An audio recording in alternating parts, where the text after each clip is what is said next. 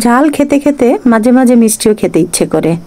আর এই তো বানিয়ে নিয়েছি এক কি বলবো ট্রে ভর্তি মজাদার স্বাদের ছোলার ডালের হালুয়া। কে কে পছন্দ করেন আমার মতো এই হালুয়া? তো হালুয়াটা কিভাবে কেমন করে রান্না করলাম চলেন দেখে নিই। আসসালামু আলাইকুম viewers, welcome to my channel. আম্মু সারাবেলা থেকে আমি রুনা ইসলাম। প্রতিদিনের মতো আজকেও চলে এসেছি আমার পাকের ঘরে এই যে নতুন একটি রেসিপি নিয়ে। তো মিষ্টি রেসিপি, প্রতিদিন ঝাল এটা সেটা দিচ্ছি। তো আমার অনেক আপু ভাইয়াদের রিকোয়েস্ট ছিল মিষ্টি কোনো রেসিপি দিতে, তো আজকে সেই মিষ্টি কিছুরই রেসিপি দিচ্ছি। বড় একটা কড়াই নিয়েছি, কারণ এই হালুয়াটা নাড়তে চাড়তে এদিক ওদিক করে পড়ে যায়, খুব একটা বেশি পরিমাণ না। তারপরেও বড় সড়ো একটা কড়াই নিলাম, সেখানে দিয়ে দিয়েছি 6 টেবিল চামচ ঘি, সাথে 4টা এলাচ, একটা তেজপাতা আর বড় এক ফালি দালচিনি একটু ছেঁচে দিয়ে দিলাম। ঘিয়ের মধ্যে সুন্দর একটা ঘ্রাণ ছড়িয়েছে, তখন আমি এর সাথে অ্যাড করলাম আমার আগে থেকে হাফ কেজি ছোলার ডাল সারা রাত ভিজিয়ে রেখেছিলাম, যেটা আমি ভিডিও অ্যাড করি নাই। আশা করছি আমার আপু ভাইয়ারা সকলেই জানেন যে ছোলার ডালটা হালুয়া তৈরি করার আগে আমাদের সিদ্ধ করে নিতে হয়। সিদ্ধ করে নিয়ে এরপরে পাটাতে বেটে বা ব্লেন্ডারে বেটে যেটা করেই হোক একটু মিহি করে নিতে হয়। তো আমি কিন্তু আজকে বড় একটা থালার মধ্যে ফেলে আর একটা বাটি দিয়ে ডলে ডলেই কিন্তু এই হালুয়ার ইয়াটা তৈরি করে নিয়েছি। বেসটা, ডালটা মানে ছোলার ডালটা এইভাবেই আমি মিহি করে নিয়েছি।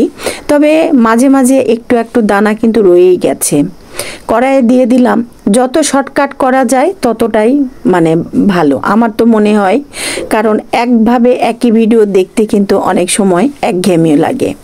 তো এই জন্যই হাফ কেজি ডালের যে পেস্টটা হয়েছে সেটা 2-3 ঘন্টার জন্য আমি ফ্রিজে রেখে দিয়েছিলাম। এরপরে দুপুরে রান্নাটা শেষ করে বিকালে চলে আসলাম চুলার পারে। তো দেখতেই পেলেন ডালটা আগে ঢেলে দিয়েছি ঘিয়ের মাঝে, এরপর হাফ কেজির সাথে আমি হাফ কেজি চিনি দিয়েছি, কারণ মিষ্টি যেহেতু মিষ্টি খাবারটা মিষ্টি হবে, ঝাল খাবারটা ঝাল, টক টক। তো আমার কাছে এই ইয়াটা খুবই ভালো লাগে। মিষ্টি যদি হয়ে যায় তো মিষ্টিই হতে হবে।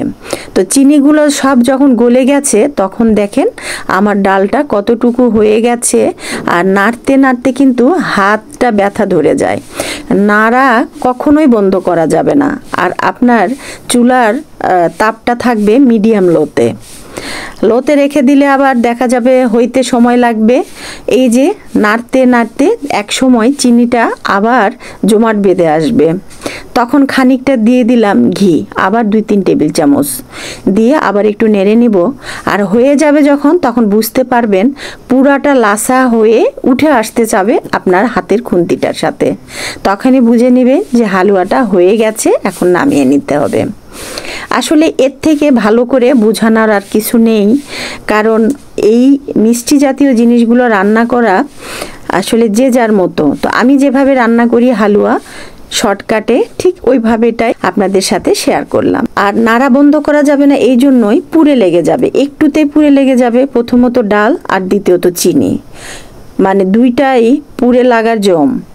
তো আমার কিন্তু আজকে পুড়ে লাগে নাই, খুব সুন্দরভাবে নামিয়ে নিয়েছি। একটু ঠান্ডা হতে দিব 2-1 মিনিট।